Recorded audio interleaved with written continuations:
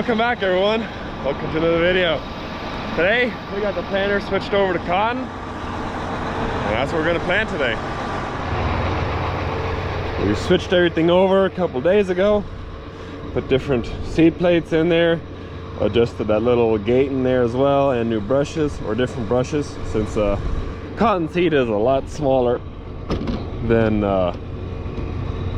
peanut seed. Yeah, you can tell size of my finger. Cotton seed's pretty tiny. You can fit many seeds in one hopper.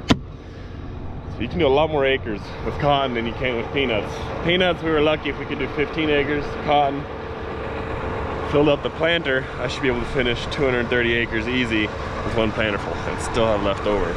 So that part is very nice. I do like that. We did make a couple, one modification in between planting peanuts and cotton. We got rid of those pesky scrapers that we had in the front.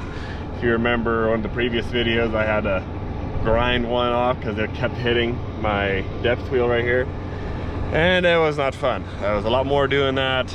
They were rubbing on the gauge or the depth wheels, and it was kind of ruining them, chopping them up, so not good.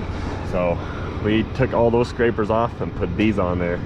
They're a little different style, but we also put these shields in the front here. That's also supposed to help not get dirt in between there.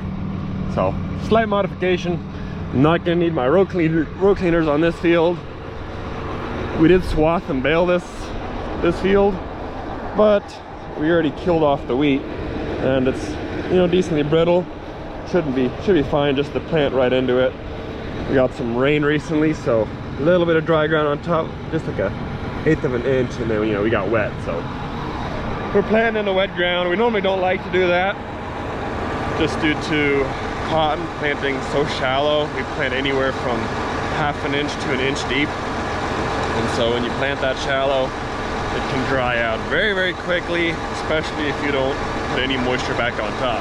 When you cut into the ground like that, it dries out insanely fast.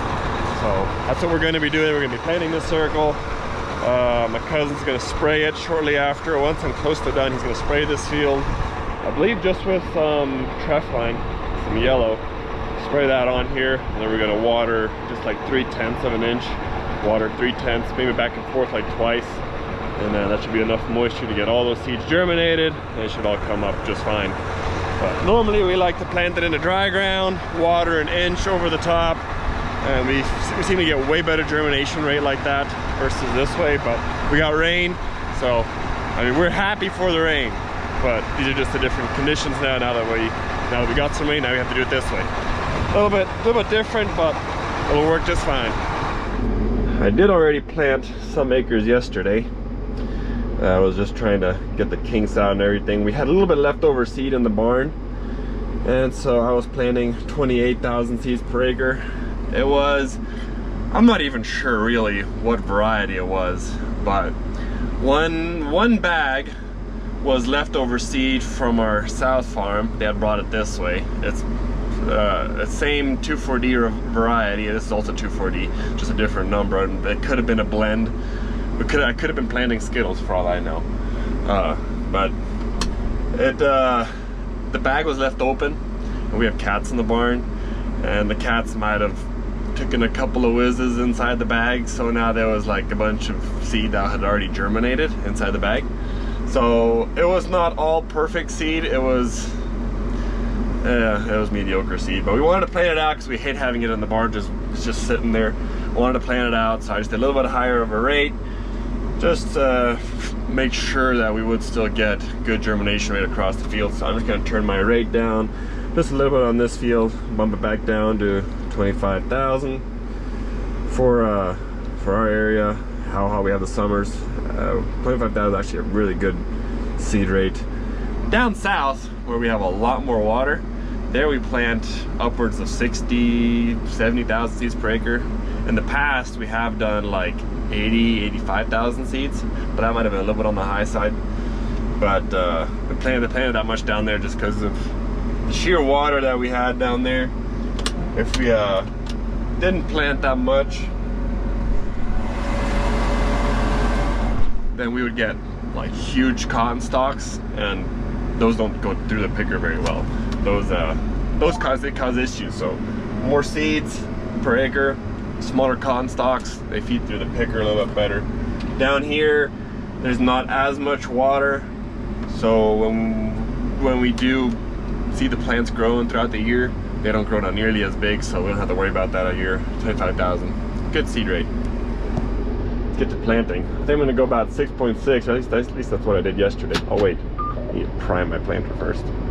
Can't forget that. I did just turn on my vacuum. Not using liquid with cotton. I did fill up my front tank with water though, just to add that weight, because with those extensions on the back, yeah, it's a lot of weight back there. Tractor tends to almost lift up in the front. All right, you can tell where he previously sprayed. Got like a nice boundary line where the field ends, which is nice.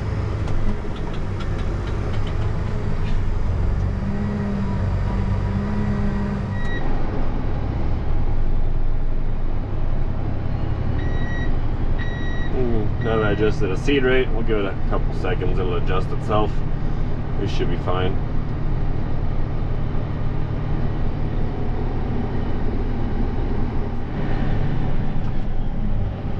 Yeah, here when you're in the center of the field, these pesky valley tracks, they got a good depth to them. You gotta slow down by every single one, because it's a little rough on the planter. Would need like a track closer, but we currently don't have one, so I just slow down through all of them, and then I speed up back once I'm through them. Once I get further into the field, then you kind of hit them at an angle, then it's not as bumpy, then I kind of go full speed. No matter how slow I go, that happens every year. I swear it's normal already. Happened last year and happened this year again. These latches, yeah, look at that. See, doesn't do nothing. It's all loose. Like, how's that supposed to hold the box on there? It doesn't. I think I actually might have a new latch in the tractor, and I can swap it. But I do have my pliers with me. I can probably just bend it back like I did last year. I remember this too. I think it was even on the same field here. That happened last year. One of these latches, just with these boxes being so heavy and going through these valley tracks, it just hits them just right where the box kind of lifts up a little bit, bends this little hook right here, and then, you know, you're screwed. I'll see if I can bend it back and it'll be good to go again. Good to go again. I'll just have to drive even slower. I just can't go too slow, because then, yeah, just like that, everything shuts off. I go, what is it, below 2 miles an hour, and everything shuts off. So didn't plant there for a little bit just because I went too slow. Yay, valley treks are fun. Love them. Just about done with the end rows, and that's a total of 22 acres for just the end rows. That's a lot, and that was 2 passes. Well, I guess to be fair, a little bit was this one pass, the straight rows that I did here, but that's besides the point.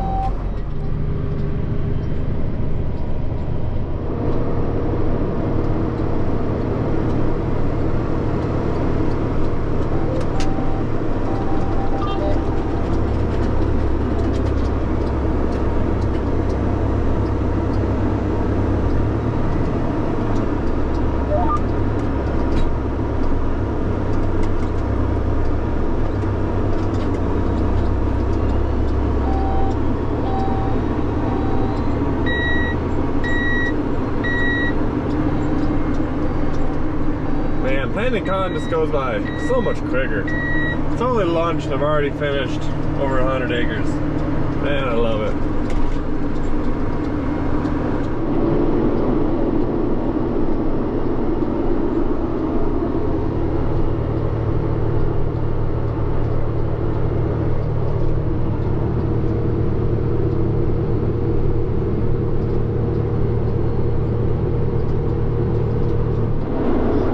Seem to have some sort of down pressure leak or something. I still got 190 pounds in my airbags. I have it set to 240. I set a little bit higher just to where it kind of stays somewhat up there. Can't really find a leak. I found one leak today morning. Whenever I showed up to the farm, I kind of heard it out of one of the hoses coming out of the air compressor into the tank. I heard it leak in there, and I took the hose out, and I kind of saw it was a little bit messed up at the end of the hose. So I just cut it off, put it back in. I did that to both sides because both sides were leaking a little bit of air, but I guess that didn't fix it because, I mean, it wasn't leaking anymore, but I guess it must be a different one because it's still somewhat leaking. It'll stay decently high. Right now it's, you know, it's staying at 190. It'll get down to like 160, which is still good down pressure. I would like it to maintain and not constantly go up and down and have that air compressor constantly running back there. But I might have to one of these days grab myself a bottle of water, put a little bit of like dish soap in there or something, start spraying it on all the airlines, see if I can find myself an air leak. That might be on a Monday's agenda. Well, not today, we'll do it out on a Monday. So previously, in one of the previous videos, I had shown y'all me making a road, and that was right here in the edge of the field. Back in the day, before we built the road, this field, or this half of the field, was roughly 220 acres. Now, just as of what I've planted right now, is 220 acres, as you can see right there. So just putting the road on the other end, and now I'm just planting the whole circle instead of, you know, driving around like I normally would. I'll kind of show it to you once I get over there. But it looks like we gained about another 10 acres creating that road, and 10 more acres that water's not going to get wasted on. Because as you know, I don't know how many of y'all remember, but that road ran literally right beside the field, and the pivot water right over it. It was a big old mess, and always left puddles there. It watered a bunch of weeds on the other side of the road too. We couldn't plant any of it. Now we got the road built on the other side. Now the only thing we still need to do yet is tear up the old road. For now, I just planted over the whole thing. We'll see what actually will come up, what will grow there. But the plan is to tear up that old caliche. We just have not had time for it yet, but we will get to it. Yeah, it's a little hard to tell right here. I'm doing the last pass. I'll get up closer and show y'all.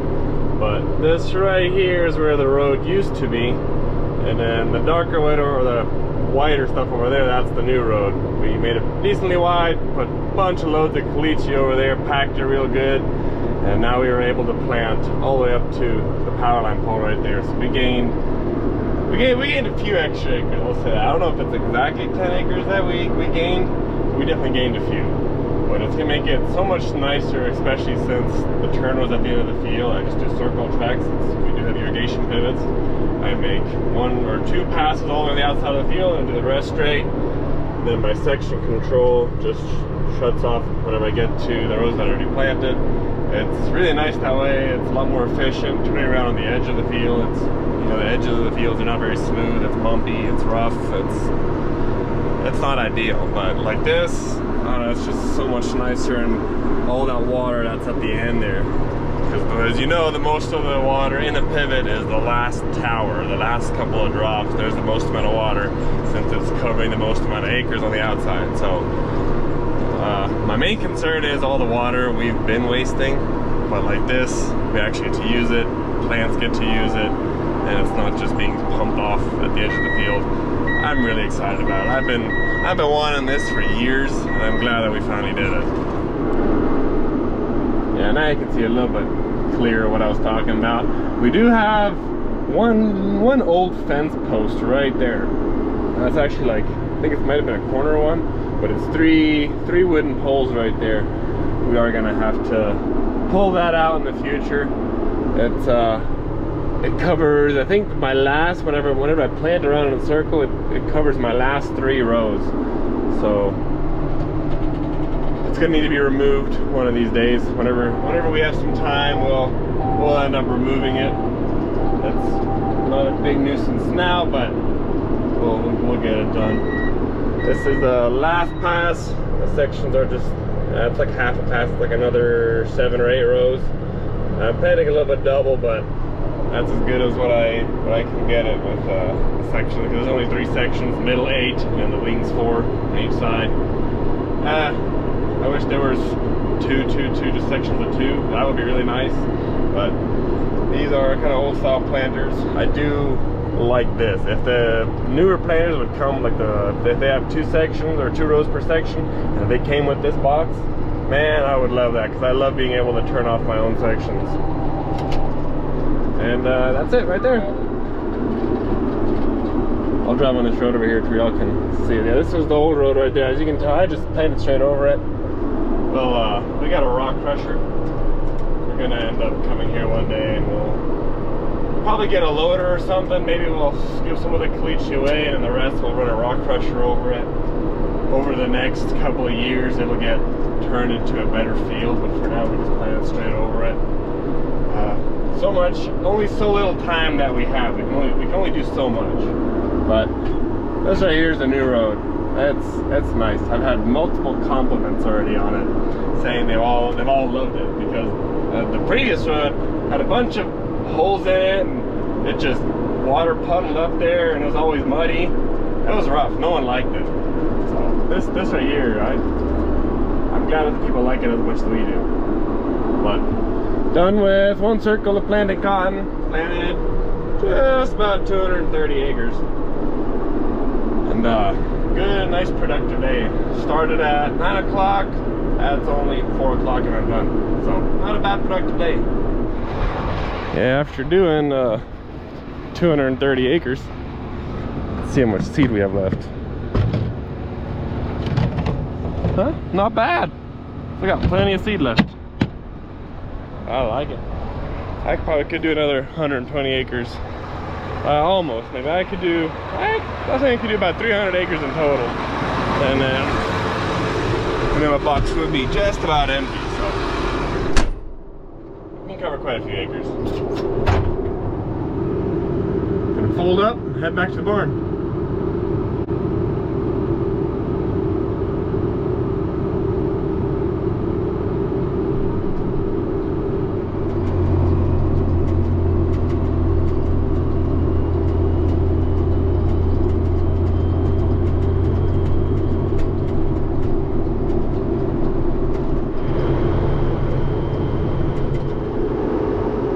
That's it for today. As always, I do appreciate y'all for watching. I'll see you guys in the next one.